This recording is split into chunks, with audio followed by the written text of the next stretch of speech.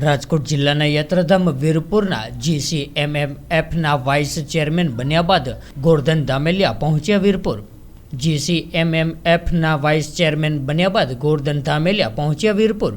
યાત્રાધામ વીરપુર પહોંચ્યા બાદ જલારામ બાપાના દર્શન કર્યા, ત્યારે ઢોલ નગારા સાથે સ્વાગત કરીને પરિવારજનોએ કુમકુમ તિલક કરીને સામૈયા કર્યા હતા। ત્યારે વાઇસ ચેરમેન બનતા વીરપુર ગ્રામજનો દ્વારા ભવ્ય સ્વાગત કરાયું હતું। ત્યારે વિશ્વની સૌથી મોટી દૂધની બ્રાન્ડ અમૂલ GCMMFના વાઇસ ચેરમેન બન્યા ગોરધન ધામેલિયા।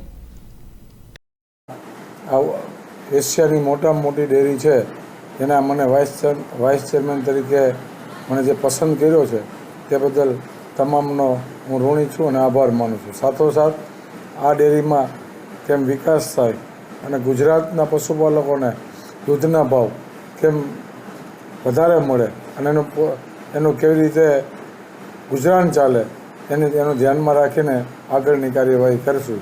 અત્યારે ત્યાં થઈને હું વીરપુર આવ્યો મારા ગામે, તો ગામના સમસ્ત લોકોએ મારું સ્વાગત કરેલું છે અને સાથોસાથ આરતોરા કરીને જલારામ બાપાના દર્શન કરીને અમે ધન્યતા અનુભવીએ છીએ।